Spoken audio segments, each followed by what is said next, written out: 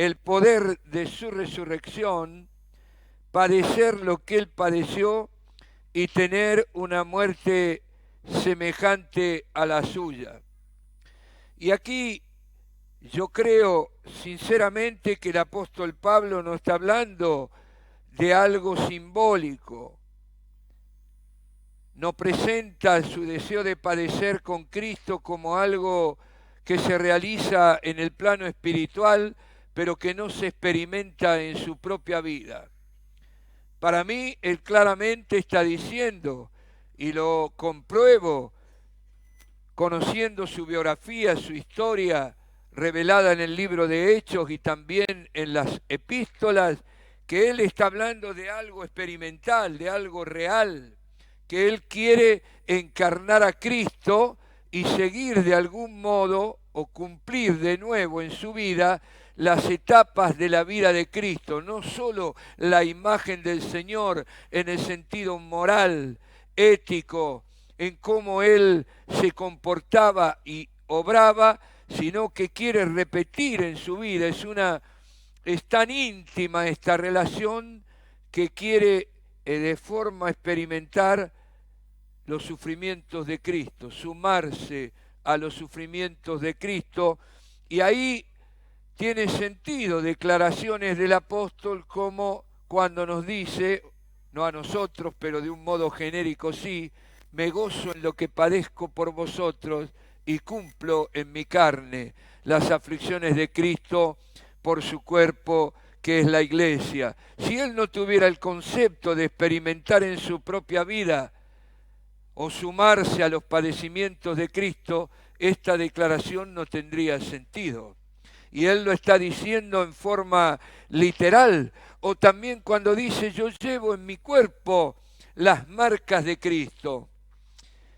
Y para mí se está refiriendo a las cicatrices de los latigazos que recibió, a los magullones de la piedra cuando fue lapidado, a eventos como estar entre falsos hermanos, entre enemigos de Cristo o náufrago en medio del mar por causa del Señor.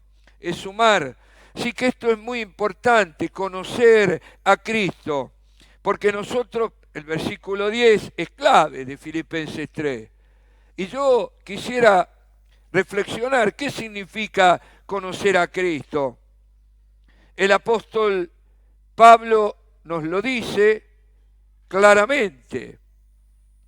Y Jesús lo había afirmado en su oración sacerdotal, esta es la vida eterna, que te conozcan a ti, el único Dios verdadero, y a Jesucristo, a quien has enviado. Juan 17:3. ¿Saben, hermanos? Algunos tienen un identikit de Cristo.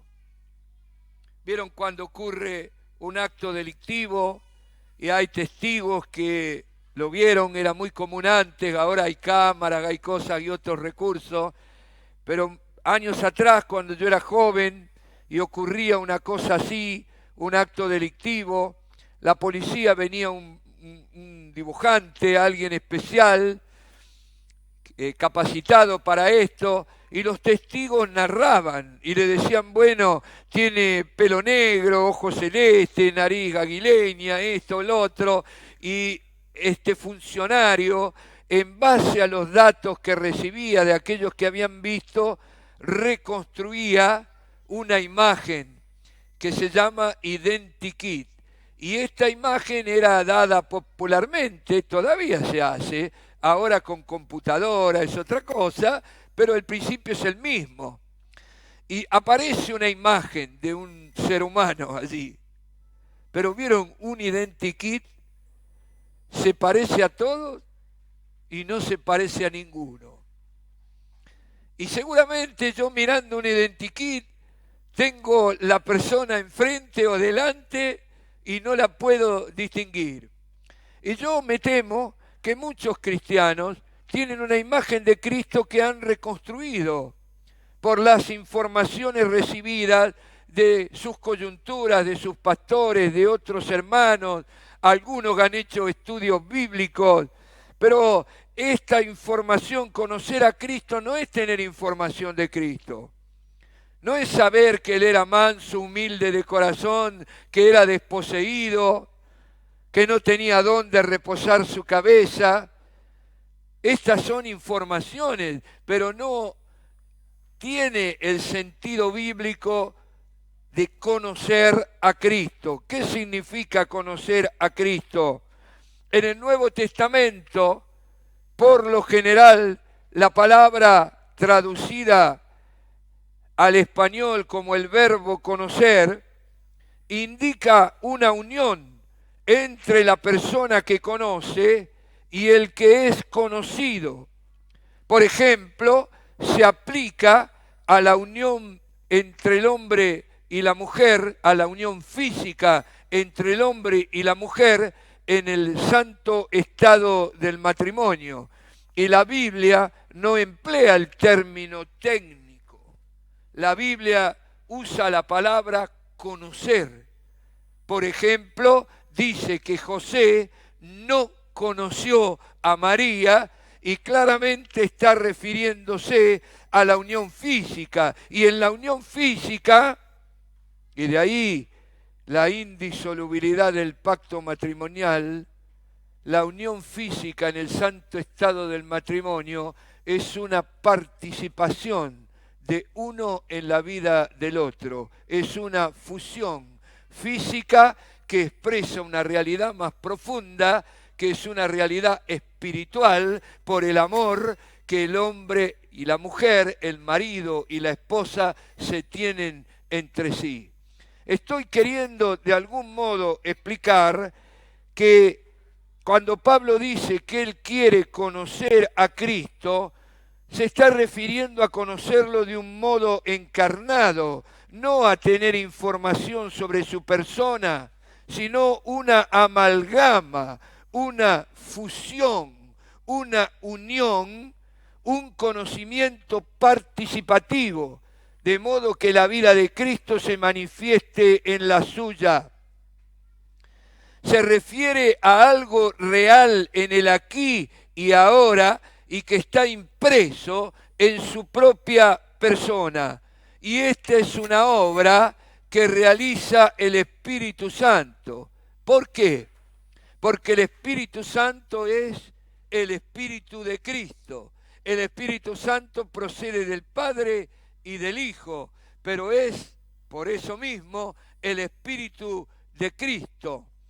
En Juan capítulo 14, el Señor Jesús, hablando con los 12, anuncia que se va a la casa del Padre, su muerte, resurrección y su ascensión a los cielos, pero viendo la cara de espanto, de orfandad, de temor, de sufrimiento de los 12, les dice: no se preocupen, que no les dejaré huérfanos. Cuando llegue a la presencia del Padre, les voy a enviar la promesa del Padre que oísteis de mí, otro como yo. Traducido, otro consolador, pero el original es más profundo. Otro como yo, otro Jesús, el Espíritu de Cristo, mi Espíritu, que estará con vosotros, en vosotros y sobre vosotros. Y este Espíritu de Cristo nos guiará a toda verdad. Nos recordará las palabras que Cristo ha dicho, las enseñanzas que ha transmitido, que es mucho más profundo que información. Yo puedo de la Escritura recibir información, pero eso no me transforma, no me cambia. Lo que a mí me cambia es que la palabra de Dios sea dinamizada, potenciada, energizada. El Nuevo Testamento usa la palabra energeo, ¿no? Que Dios produce en nosotros el querer y el hacer. Es una palabra viva, una palabra activa, que solo el Espíritu Santo nos la puede comunicar. Así que el Espíritu de Cristo que mora en tu corazón quiere infundir en tu vida la vida de Cristo. ¿Y cómo lo hace esto? Lo hace por la infusión, la transmisión del fruto del Espíritu. A nosotros nos gustan más los dones, los carismas del Espíritu. A mí me gustaría soplar y que toda la tribuna de Rosario Central se caiga, porque soy leproso, ¿no? Y a todos nos gusta, porque los carismas uno puede robar un poco de gloria, una gota de gloria, ¿no? Si Dios me da un don, una capacidad de hacer señales, de hacer prodigios, ahí mi ego está siempre dispuesto a saltar, a robar el altar, ¿no? Y a tomar un poquito de gloria. Total, Dios tiene tanta que me den un poco de honra a mí, a Él no le va a molestar. No, el Espíritu del Señor nos transmite el fruto del Espíritu, y el fruto del Espíritu es amor, gozo, paz, benignidad, templanza, mansedumbre. Templanza es dominio propio, control de las pasiones. ¿Y quién era así? ¿Quién era manso, benigno, humilde? ¿Quién era así? Jesús. Y eso es lo que a mí me da fe y me da ánimo.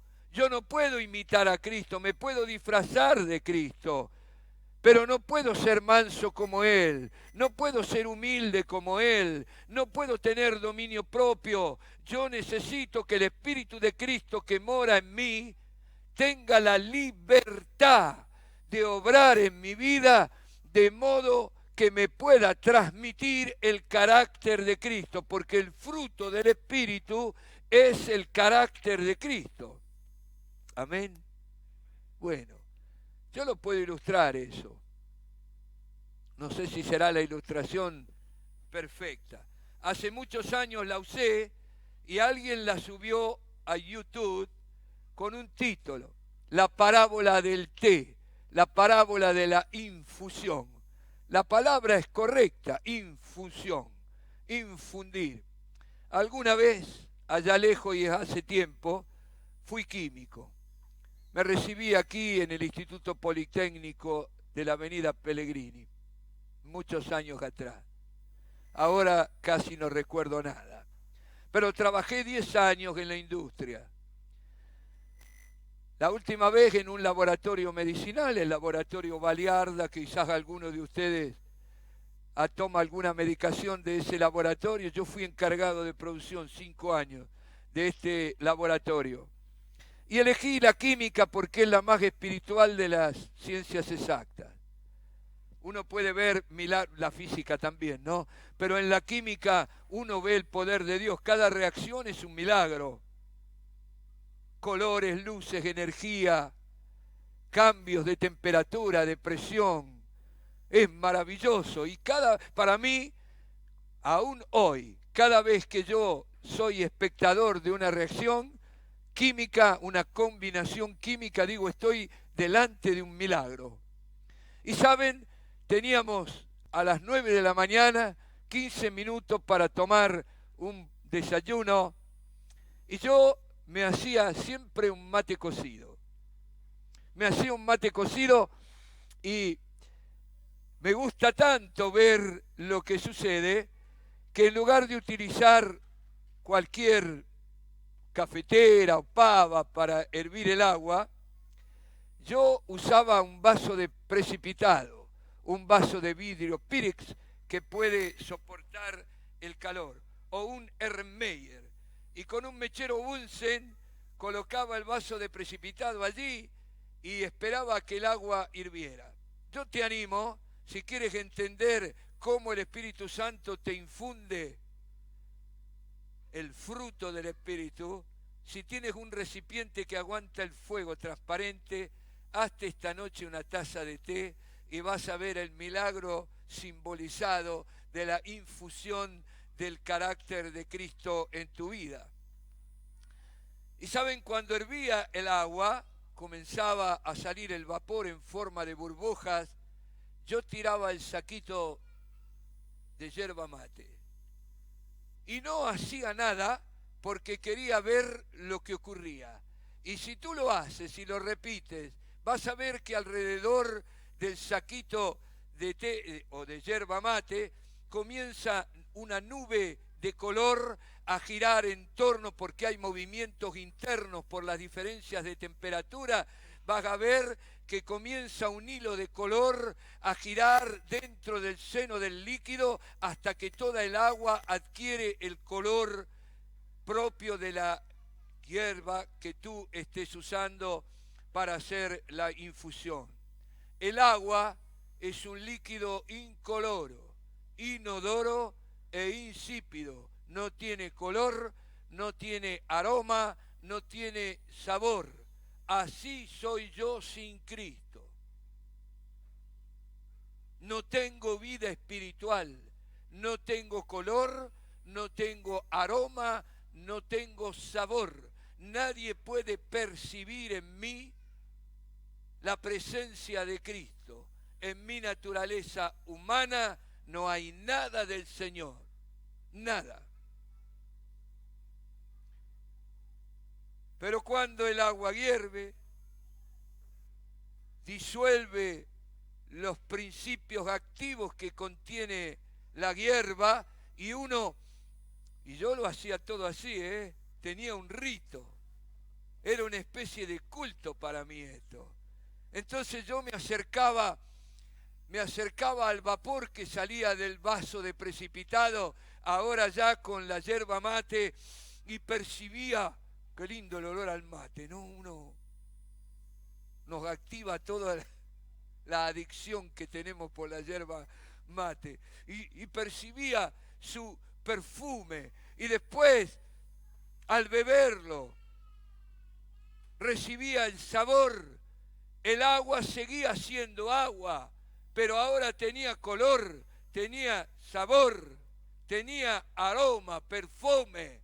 Así es tu vida cuando tú le das al Espíritu Santo la libertad de infundir en ti el carácter de Cristo, y comienzas a tener el color, el sabor de Cristo Jesús.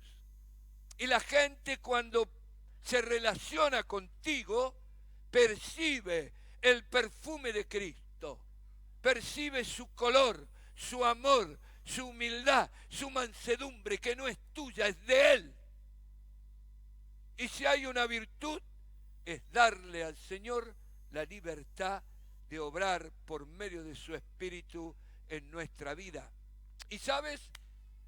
Si esta hierba que usas tiene un principio activo, para no usar la palabra droga, aunque podríamos usarla, por ejemplo, si es peperina o muña muña,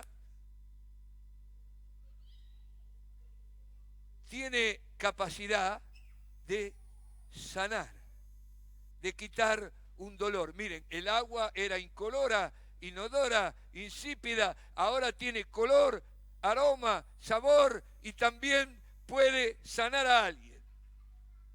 Yo me acuerdo, hice una vez una patriada, fuimos con un odontólogo y mecánicos dentales a Abra Pampa, en La Puna, a ponerle una sonrisa a nuestros hermanos que no tenían dentadura, por varias situaciones de la zona, del tipo de agua y del tipo de alimentación. Así que ahí fuimos, y como parte de este evento me invitaron a compartir la palabra en la mina Aguilar, 5.000 metros de altura.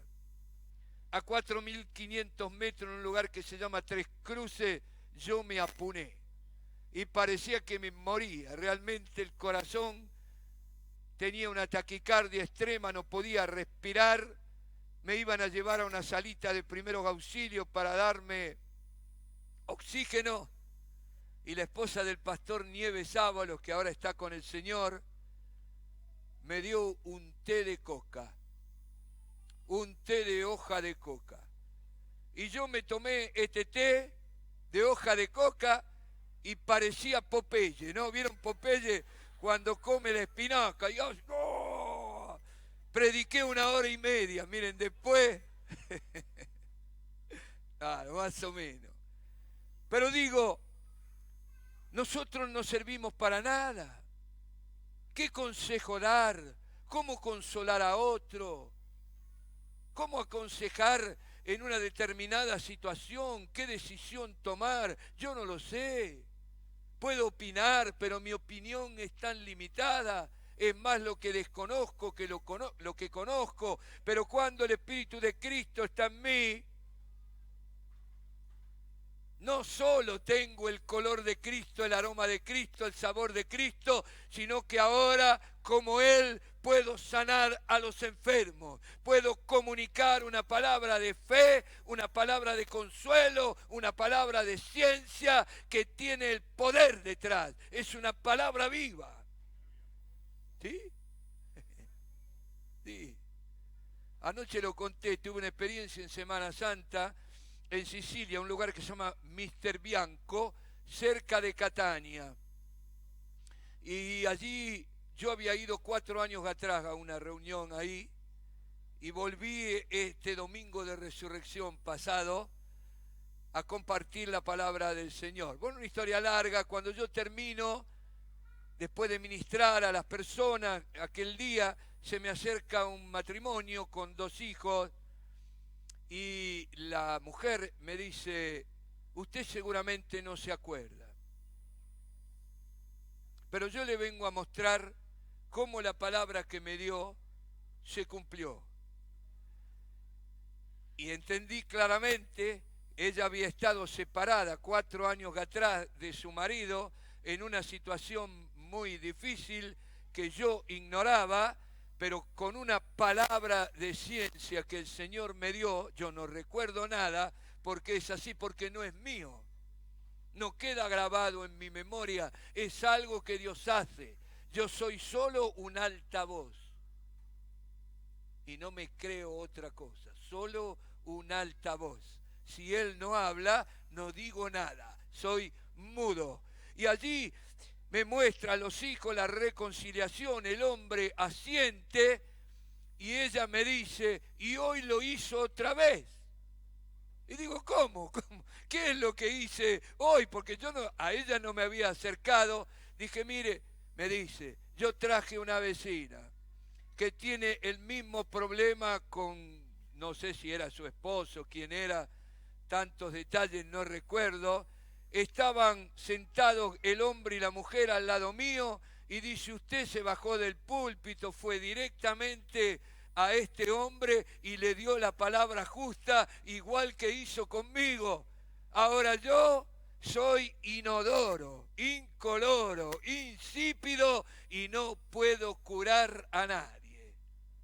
Apenas puedo conmigo. Y bastante.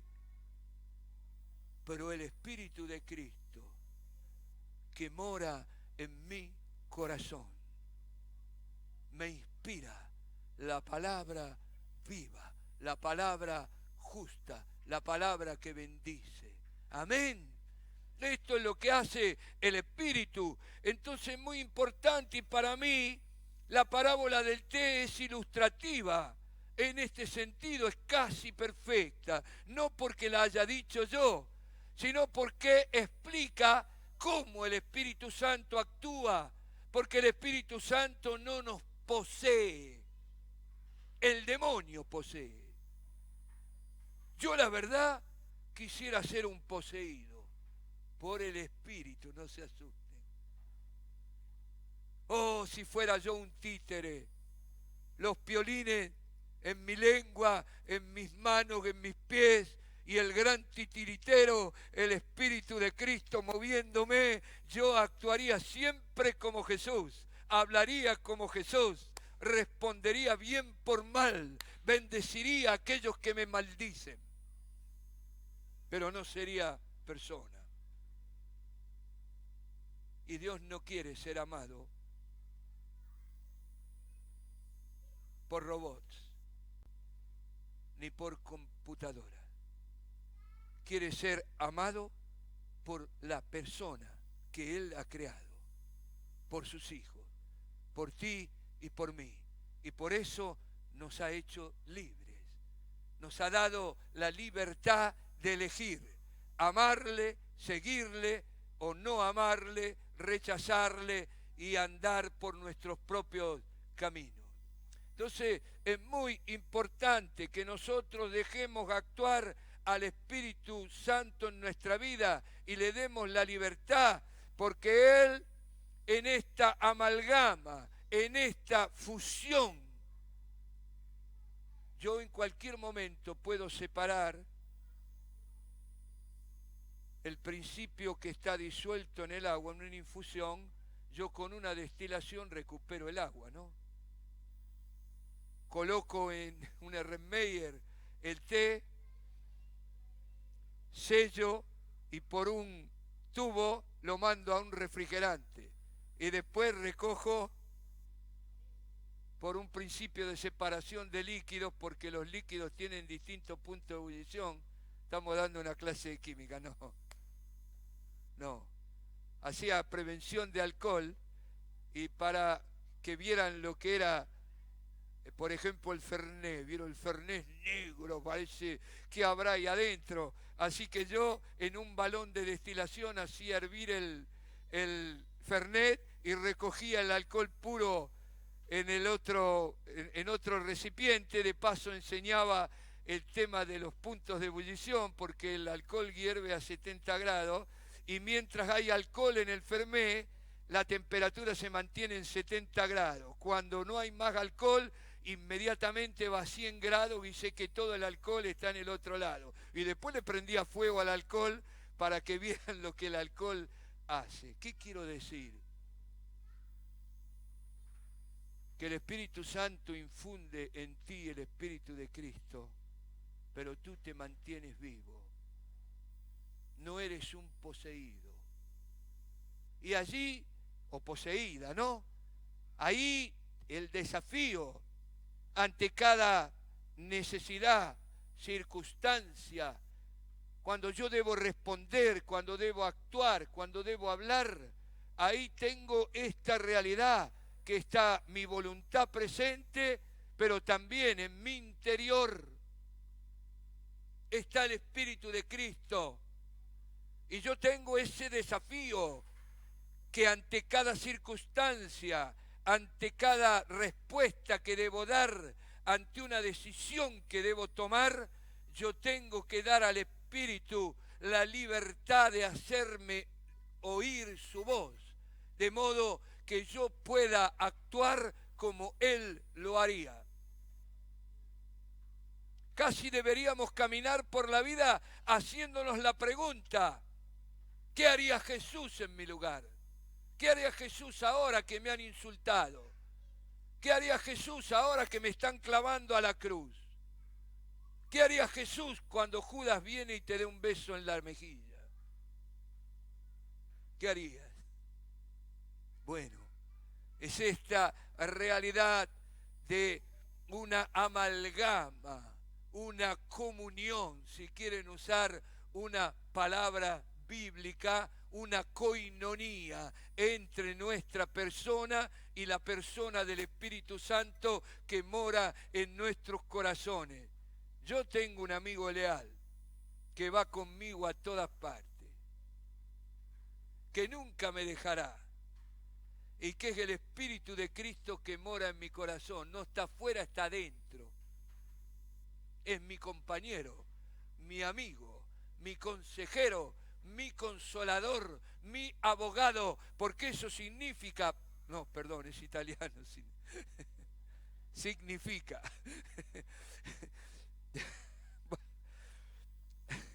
significa, ya tengo un lío, significa abogado, defensor, consolador, consejero. Eso es Paráclito, mucho más que consolador. Y esta es una persona, el Espíritu Santo es una persona que mora dentro de tu espíritu. Y esto significa comunión, diálogo, oír su voz, hablar con Él, demandarle, preguntarle.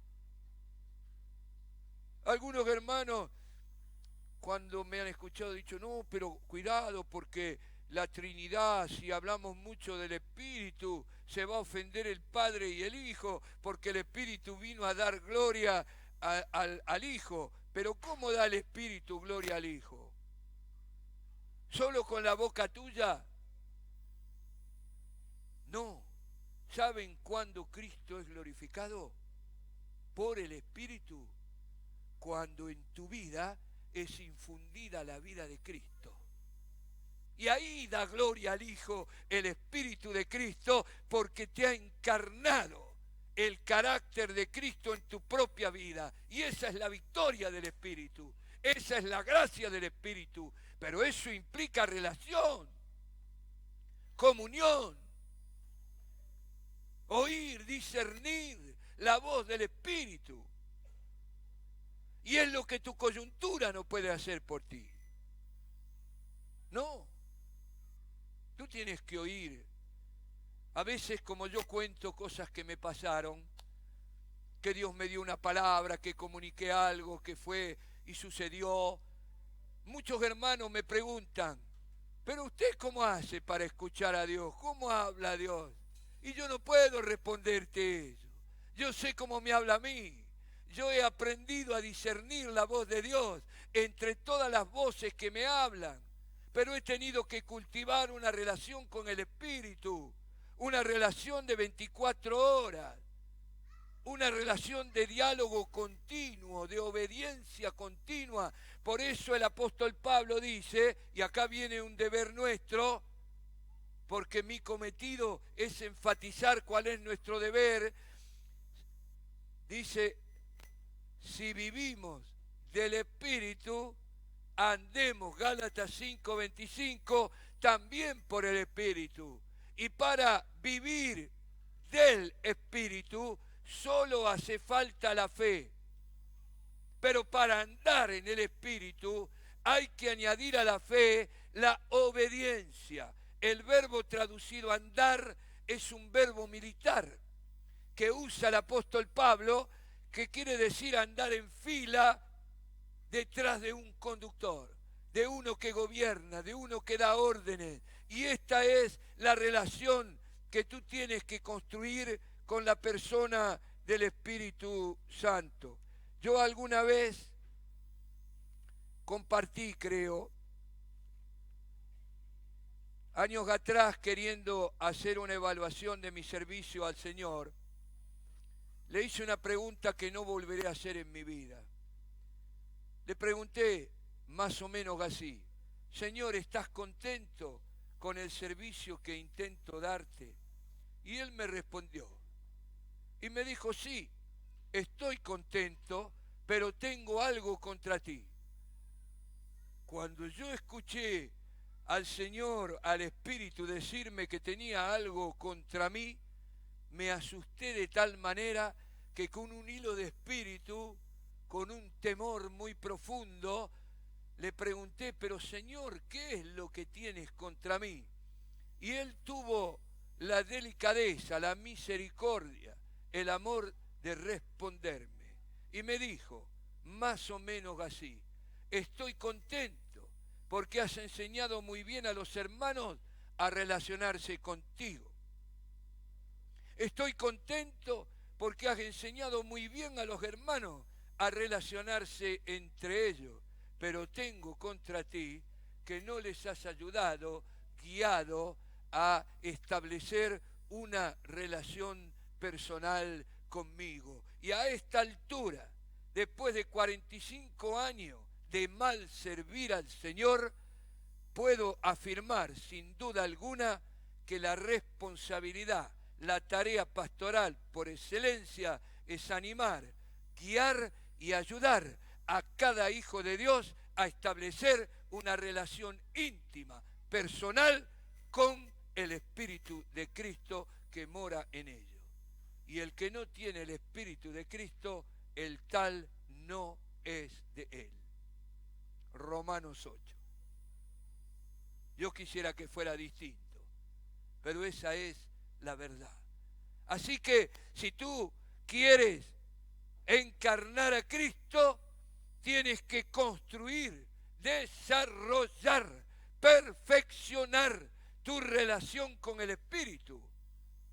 Y eso implica oración, comunión, coinonía con el Espíritu, oración, ayuno, culto a Dios, como dijimos esta mañana, comunión con la palabra, y en este tiempo invertido en la relación con el Espíritu se manifiesta, el Espíritu habla, porque es el Espíritu de sabiduría y de revelación. Pero no grita. Y no le habla a quien no quiere oír. Alguna vez fui profesor de química, ¿no? Y dejé porque yo ya soy muy viejo para esta generación.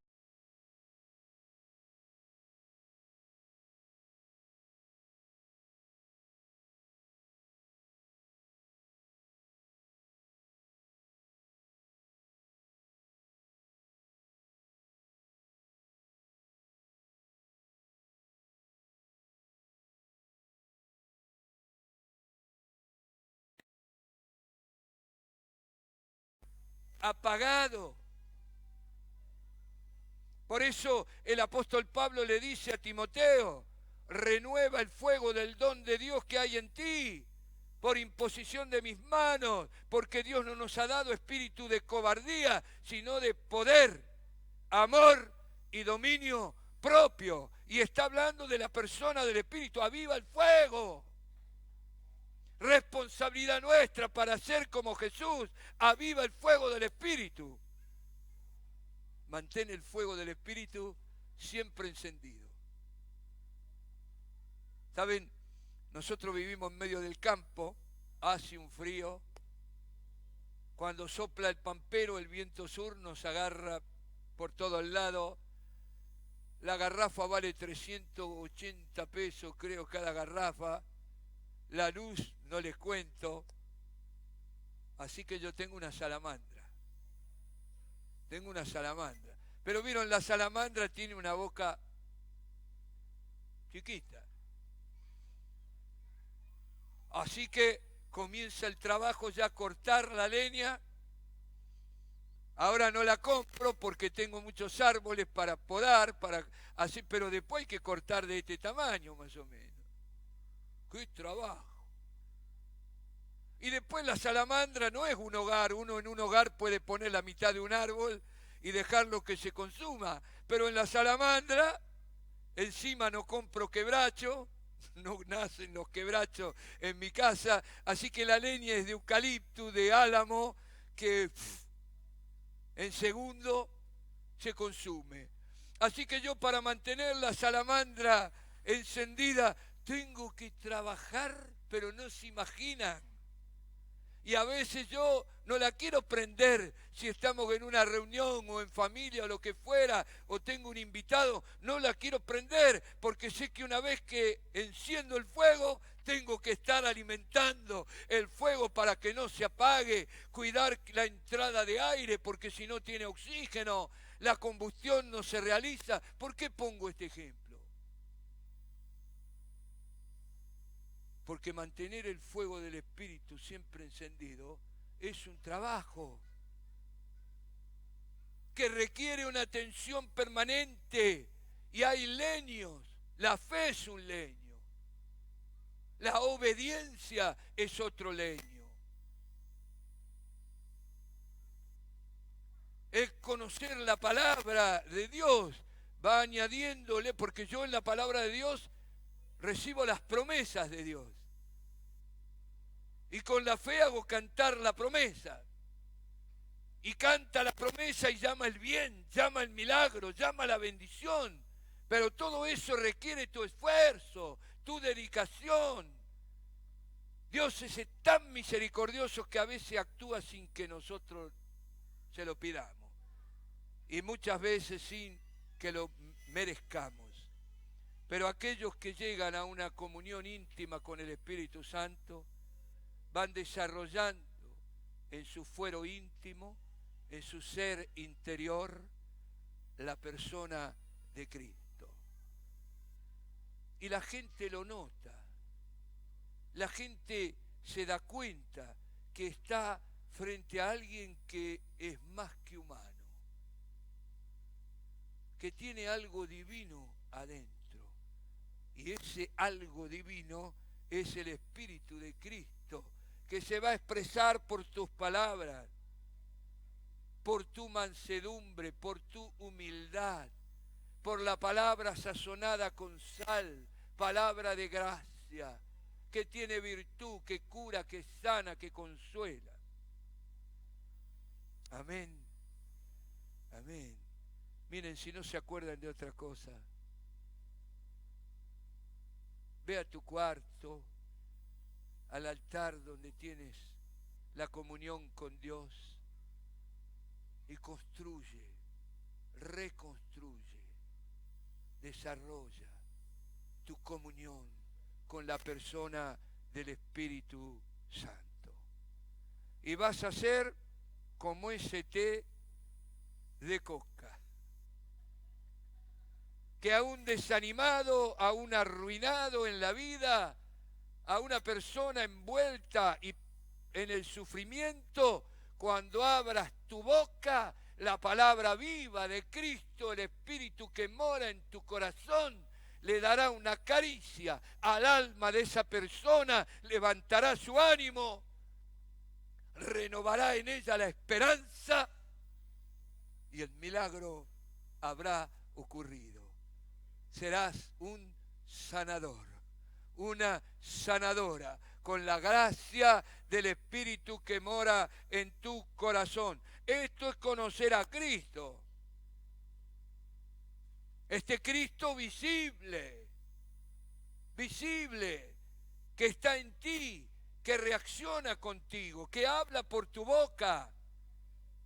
Amén. Yo me entusiasmo. Qué maravilla, ¿no? Y cuánto me falta, Dios mío. Cuánto me falta. Por eso completo este párrafo.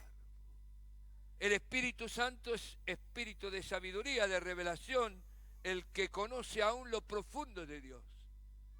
Por eso, si yo quiero ser como Cristo, tengo que oírlo. Y tengo que hacerme la pregunta, ¿cómo habla el Espíritu? Podemos responder de muchas maneras, pero yo quiero referirme a la voz más clara, pristina, primaria, la primera voz que oímos del Espíritu cuando viene a morar en nuestro corazón, y es la voz de la conciencia, que nos permite señalar el pecado, las motivaciones espurias del corazón, las obras muertas que todavía permanecen en nuestro ser interior, las raíces de amargura. Así que y acaba otro deber, otra responsabilidad de los creyentes que quieren ser iguales a Jesús. Hay que oír la voz de la conciencia, porque el Espíritu Santo ilumina nuestra conciencia, y la conciencia siempre habla a favor de Dios y en contra del mal, y señala lo que no tenemos que hacer para ser como Jesús, y todo aquello que sí tenemos que hacer para reflejar a Cristo.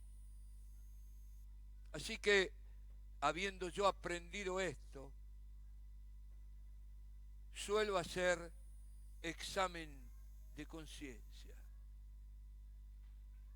No es orar simplemente, no es ayunar simplemente.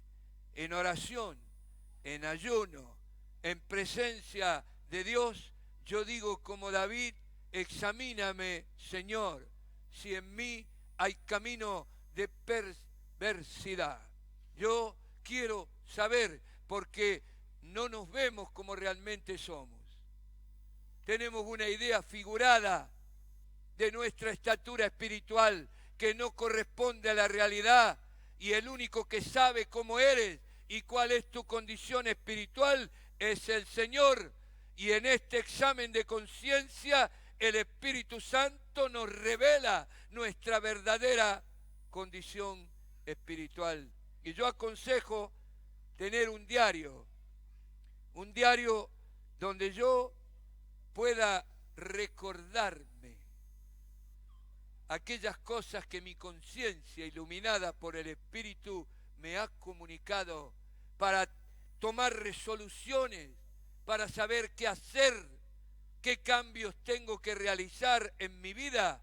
Y eso no lo puede hacer el Espíritu por nosotros, porque estamos juntos, ¿no?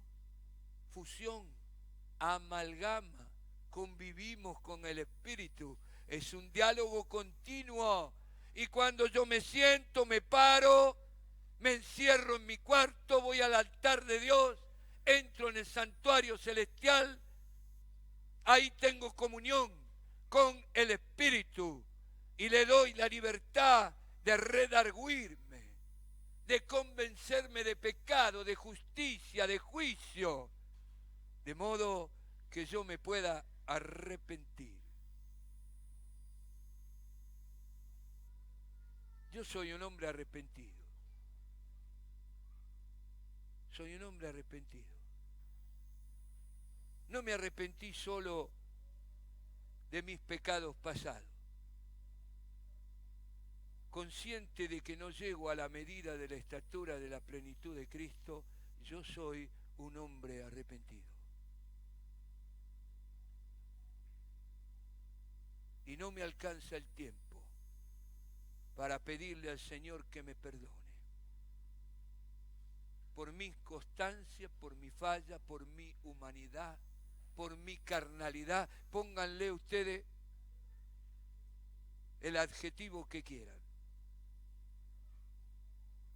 Y esto es bueno. Confesar.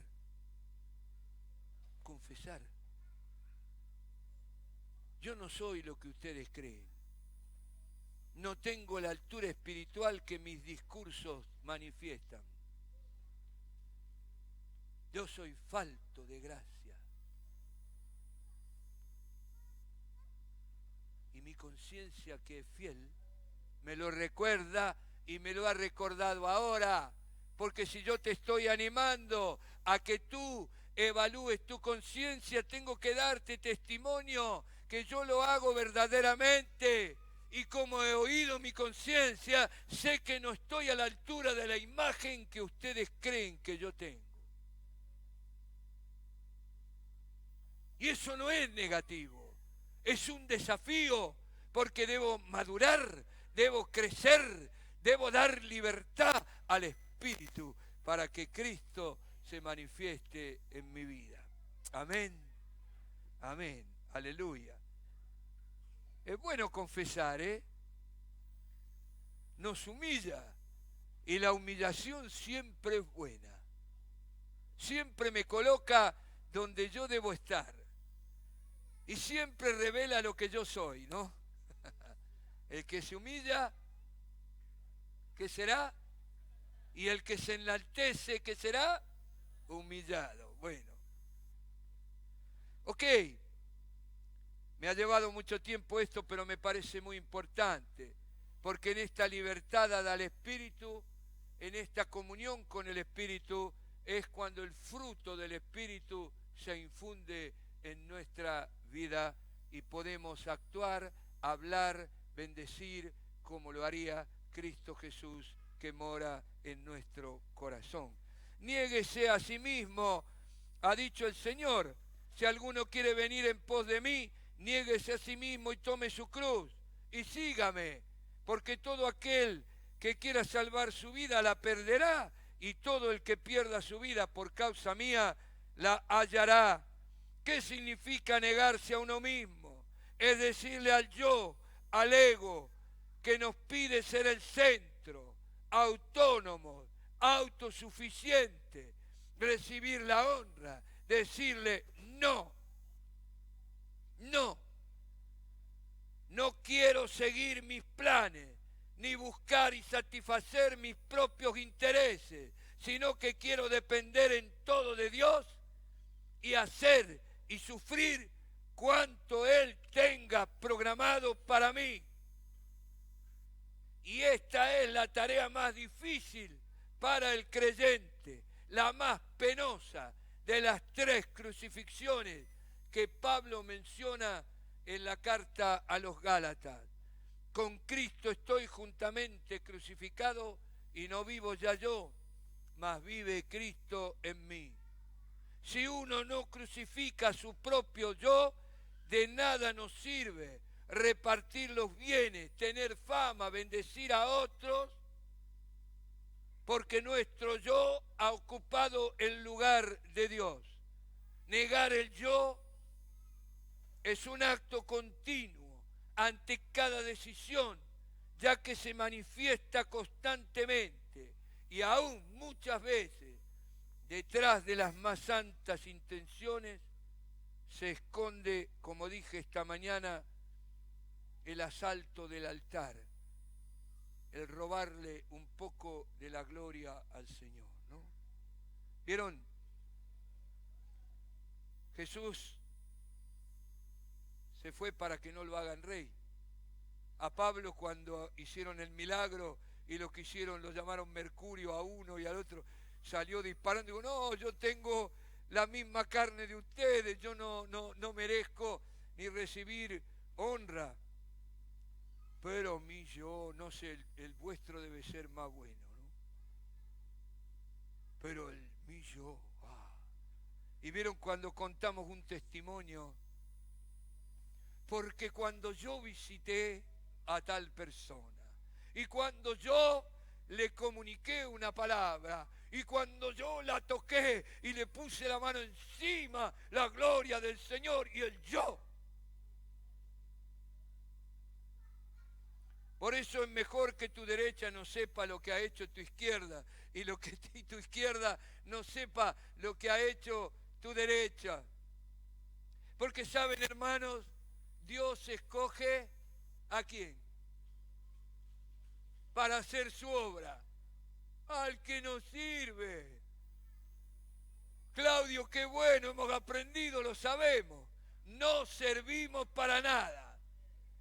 El mundo daría 5 centavos por nosotros. Pero Dios escoge esto que nos sirve, no sabe, no puede.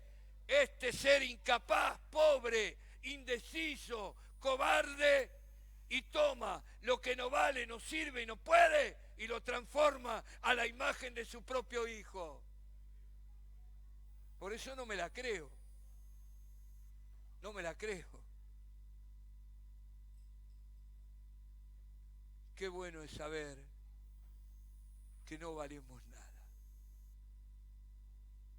Algunos hermanos, hermanas me dicen, pero saben, yo soy pobre, no tengo vocabulario, yo no sé hablar, no sé qué decir, no soy inteligente. Y yo escucho la lista de sus carencias, de su inutilidad. Y cuando termina le digo, eres el elegido, eres la persona que Dios escoge para hacer la obra, porque no vales nada.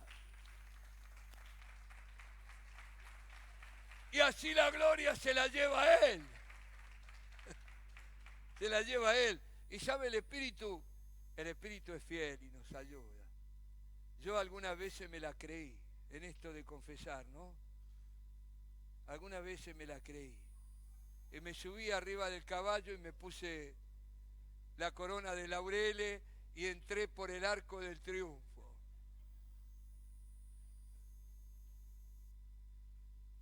Y el Espíritu me bajó de un ondazo. Y algún aguijoncito en la carne me tocó. Y me ubicó de nuevo debajo del caballo yo, llevando al caballo yo en el lugar donde debo estar. El último lugar. El último lugar. Bueno, tomar la cruz es negar el yo, como dije, en un acto continuo. También, en este sentido, Cristo tomó la cruz, ¿o no? Hemos dicho imitar a Cristo. Cristo tomó la cruz. ¿Saben cuándo tomó la cruz Cristo?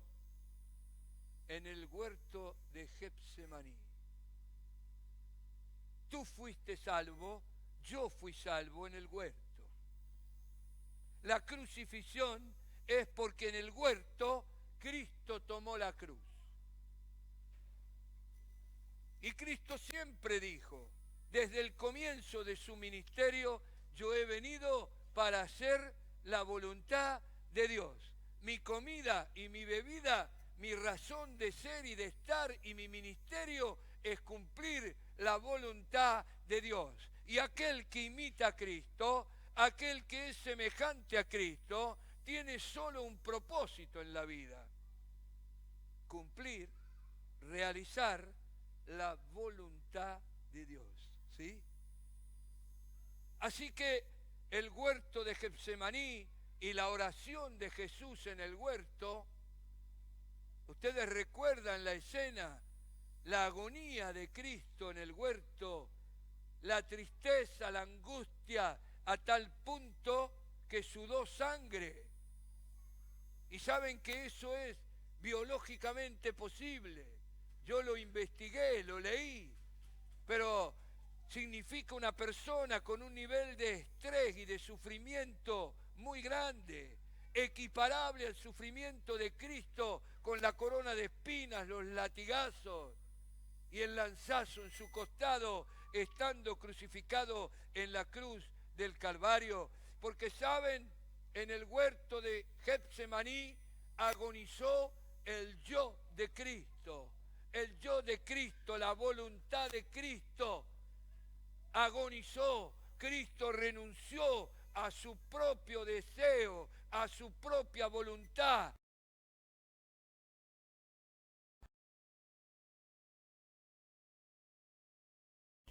Estaba actuando como el Hijo del Hombre, en lugar tuyo, en lugar mío, tomar la cruz. Y como hombre él sabía lo que le esperaba, ¿o no? Cargar el pecado. Así que le dice al Padre, si puede pasar esta copa de mí sin que yo la beba, pero sea hecha tu voluntad y no la mía. Y saben, tomar la cruz es ante cada tiene una voluntad contraria a la voluntad de Dios. Y yo, ante cada decisión importante de la vida, ante cada respuesta que debo dar, tengo que tomar la cruz, tengo que dialogar con el Espíritu que mora en mi corazón, expresarle a Él, esta es mi voluntad, yo haría tal cosa, pero no sea hecha mi voluntad, sino la tuya. Es la renuncia a los derechos humanos, a los propios intereses. Vieron, hoy está de moda, todo el mundo quiere recibir derechos humanos. Yo delante de Dios no tengo ningún derecho humano. No puede amarme Dios más de lo que me ha amado. Me ha donado a su propio Hijo y lo ha enviado a la cruz del Calvario. ¿Y sabes? Si toda la humanidad hubiese sido salva y la única persona pecadora de la historia humana hubiera sido tú, Cristo hubiera venido a la cruz del Calvario a morir en lugar tuyo. Porque Él te ha amado y te ama a ti. Y su sacrificio es por ti, aunque englobe a toda la humanidad. Amén. Yo no tengo derecho. Delante de Dios tengo deberes. Amarle, obedecerle, honrarle como Cristo, porque estamos hablando de la imitación de Cristo. Tomar la cruz significa la agonía del yo, la renuncia a la voluntad personal para hacer la voluntad de Dios. A veces puede coincidir, pero la mayoría de las veces no coincide. ¿Saben? Yo reclamo justicia, ¿tú? Me han ofendido, pastor. El hermano, la hermana me ha dicho que yo no valgo nada, que yo soy esto y es injusto. Quiero ser reivindicado. Estoy ofendido con Claudio porque en la lista me puso en el último lugar a mí, que tanto bien hice, que tanto esfuerzo realicé para la obra en esta parte del cuerpo de Cristo. ¿No te ofendes rápido tú? Yo no sé si por la mitad siciliana que tengo por ahí, de vez en cuando soy el increíble Hulk, este que se ponía verde. Y respondo. Quiero ser reivindicado. Quiero recibir la honra que no me dieron. Quiero ir al primer lugar. Pero el Espíritu tiene la idea fija. A mí me manda siempre al último lugar. Y el Señor lo dijo, si te invitan a la boda, a una boda, no te sienten en los primeros asientos, porque puede venir uno más importante que tú y el patrón de la boda te diga, no, andate, dejate el lugar libre porque acá tiene que estar otro. Vos andá y sentate en el último lugar. Y cuando tú te sientas en el último lugar, Dios, que es justo, delante de todo, te coloca en el primer lugar y te da un poco de gloria porque sabes que es la gloria de Él la que estás recibiendo, porque te has negado a ti mismo y te has colocado donde tienes que estar. ¿Yo saben dónde tengo que estar? Yo tengo que limpiar los baños. Si tengo que medirme, y no sé si soy apto todavía. Así que no quisiera estar acá. No quisiera compartir la palabra con ustedes si me valoro a mí mismo. Yo tendría que estar ahora viendo que el baño esté limpio. Porque ese es mi valor. Ese es mi yo. Es el honor que recibe mi yo. Y es bueno limpiar los baños, ¿eh? El que limpia los baños aquí es una persona muy importante. Sería una inmundicia esto si él o la persona lo hiciera, ¿no? Pero estoy queriendo enfatizar esta realidad de la agonía del yo para ser igual a Cristo. Y cada decisión en tu vida debe ser un Getsemaní. Y debes orar y clamar al Señor. Y el último deber que menciono: haya en vosotros el mismo sentir, Filipenses 2, que hubo en Cristo Jesús, el cual, siendo en forma de Dios, no estimó el ser igual a Dios como una cosa que aferrarse, sino que se humilló a sí mismo, tomando la condición de hombre, de esclavo, y estando en la condición de hombre se hizo obediente hasta la muerte, y muerte de cruz. Ese es un deber nuestro. Haya en vosotros, haya en ti el mismo sentir que hubo en Cristo Jesús. Y eso significa anonadamiento, significa humillación, significa reconocer que nada valgo, que nada soy, y que si hay algo bueno hoy día en mí, un perfume, un sabor, una gracia, es por la obra que Cristo ha hecho en mi vida. Y de este modo, Él siempre se glorifica. Y nosotros no recibimos la gloria que merece solamente Él. Así que yo les dejo, me quedan un montón de responsabilidades que no he podido con ustedes compartir, la hora ha avanzado, pero yo quisiera animarles a consagrarse al Señor. Y consagrarse al Señor es heroico, es sacrificial, implica la muerte a nuestros propios deseos, intereses, el derecho a ser feliz, a realizarme en la vida para entregar mis miembros, los miembros de mi cuerpo, templo del Espíritu Santo, al servicio del Señor como instrumentos de justicia para santificación, así como antes los presenté para servir a la inmundicia, para servir al pecado y al diablo. Amén. Consagrarnos al Señor y decirle a Él: toma mi tiempo, toma mi dinero, toma mi familia, toma mis manos, toma mi pie, toma mi lengua. Mi única razón de vivir es que tú me uses mientras me toque estar en este mundo, mientras el Señor me dé hálito de vida en este cuerpo que me encierra, que encierra mi espíritu. Yo tengo que vivir solo para Él.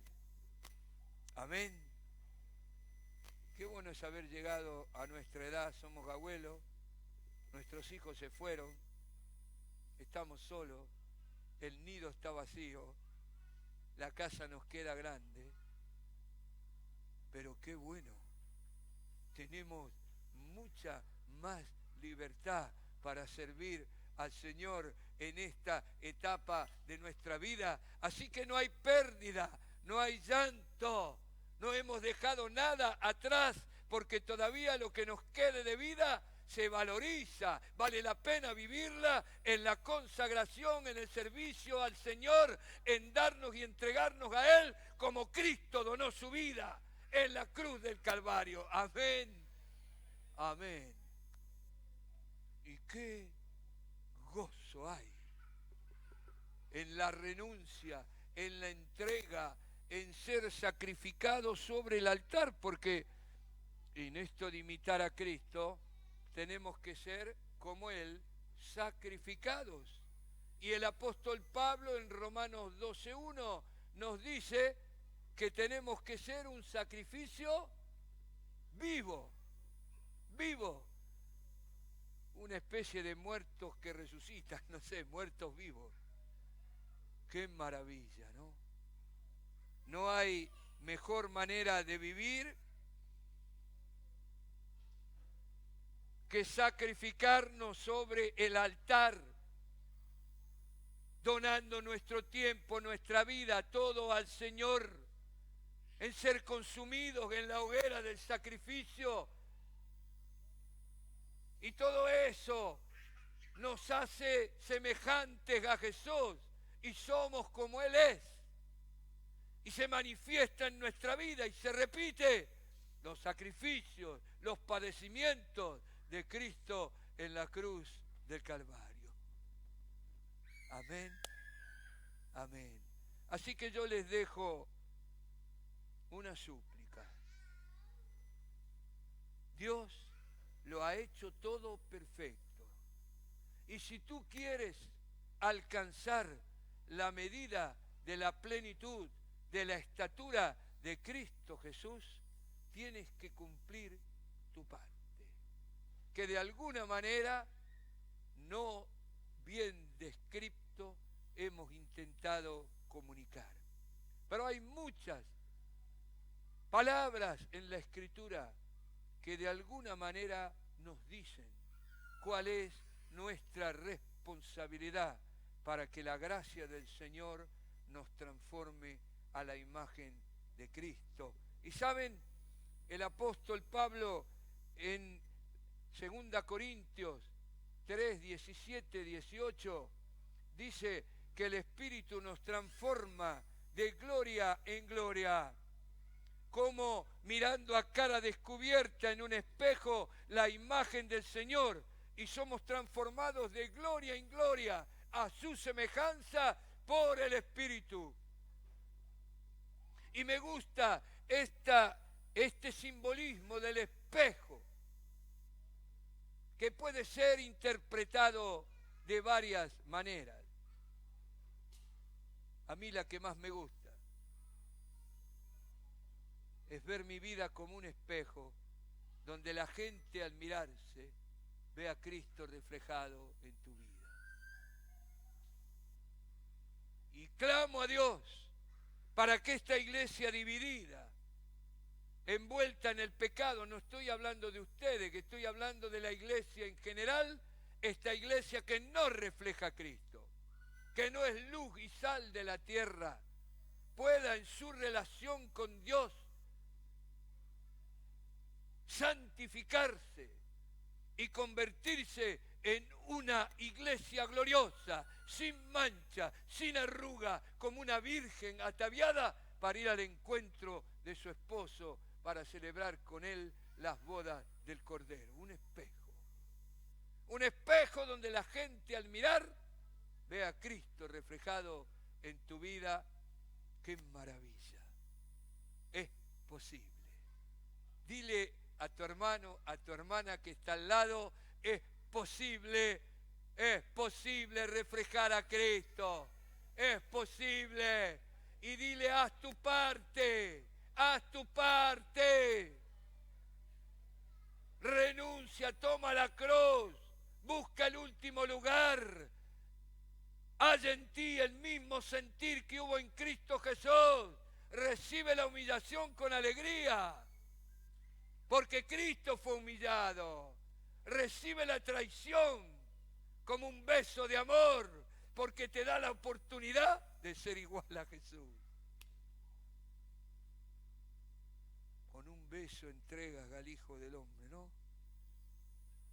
Tremendo.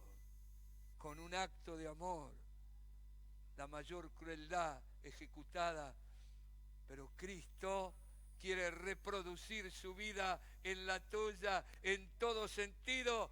Y aquí, tengo que decirlo,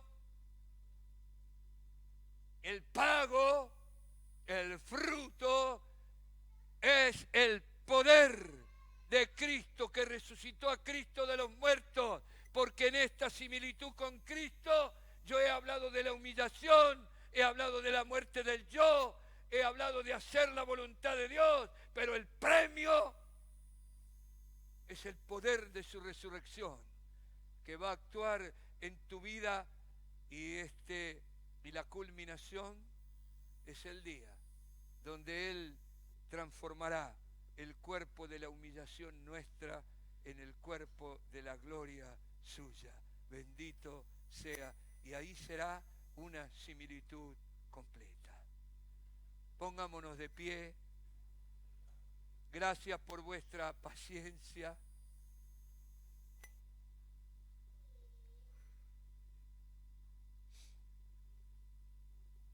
Señor,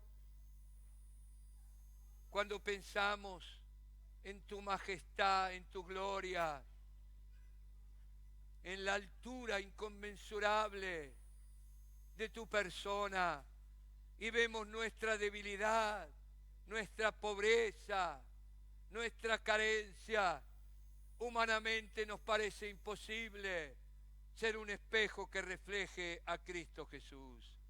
Pero como ha dicho el apóstol Pedro, tú nos has dado todas las promesas, de modo todos los recursos, todos los medios para que nosotros podamos imitar a Cristo y ser transformados a su semejanza.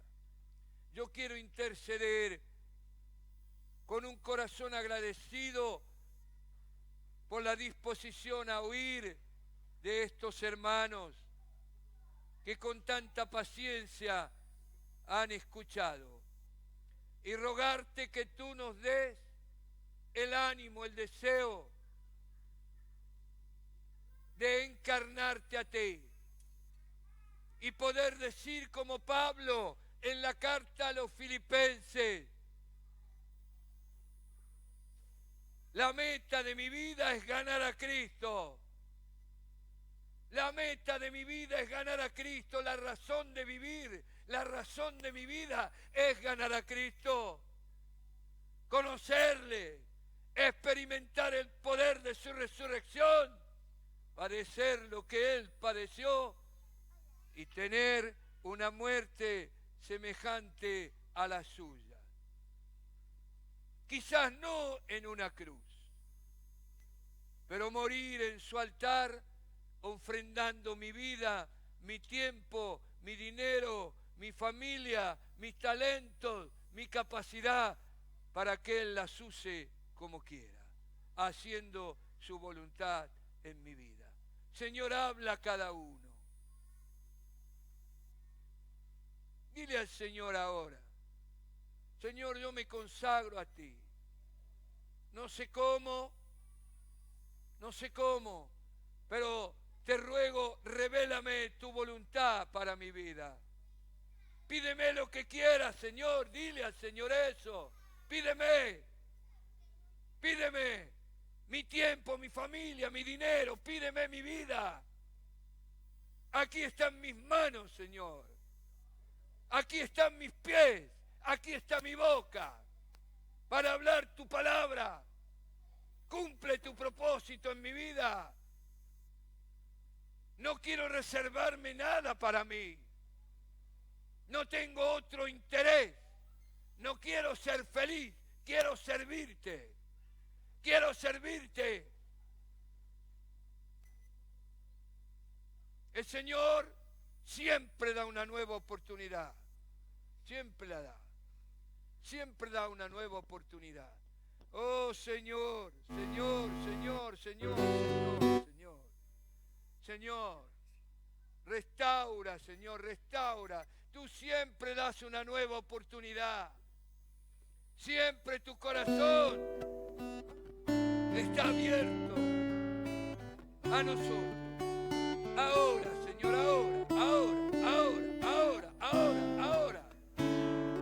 Te ofrendamos nuestra vida.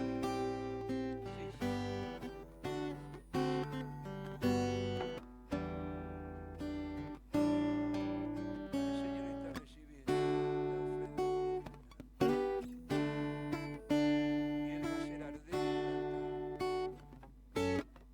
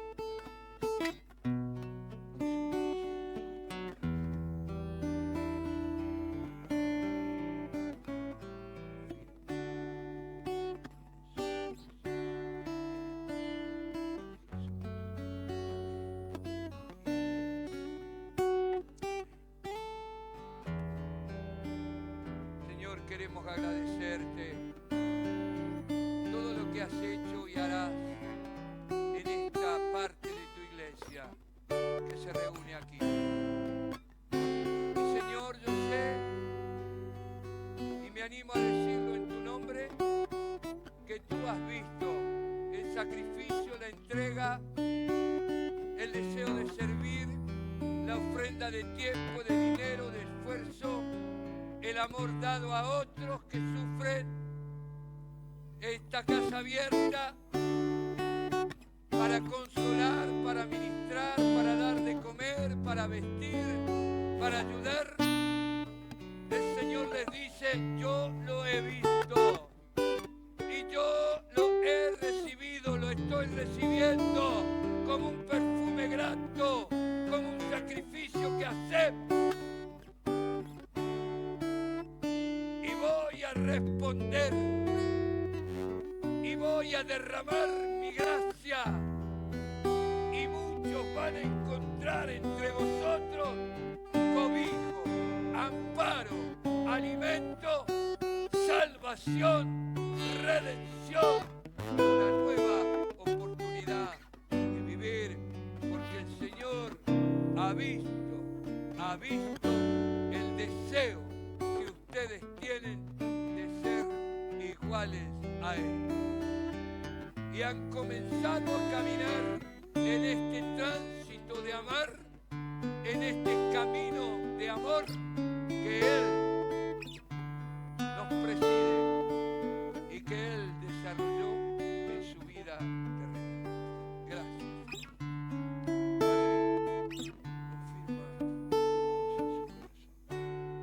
Padre, confirma tu voz en su corazón. Ahora, Señor, ahora. Sopla sobre ellos y el poder de tu Espíritu Santo, para que la gracia del Señor venga sobre ellos.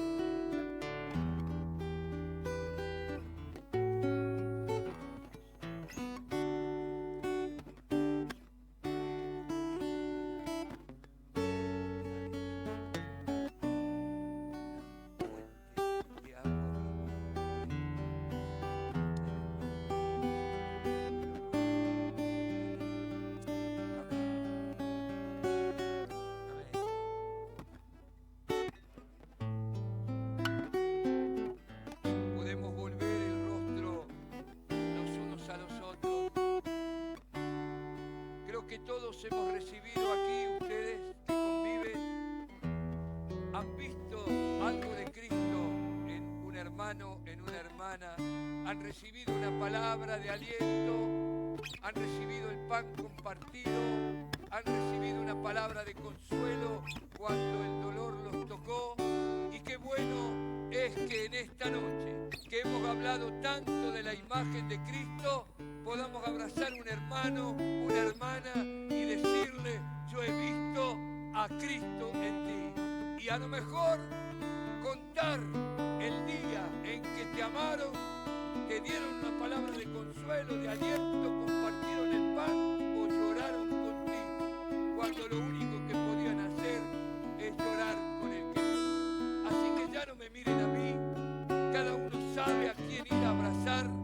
Ve al encuentro, puede no ser el que está al lado tuyo, y dile: he recibido de Cristo una palabra de aliento cuando tú abriste tu boca y me diste esa palabra de consuelo. Háganlo ahora, dense un tiempo para reconocer la iglesia que está aquí presente, para reconocer la presencia de Cristo que está aquí en medio nuestro.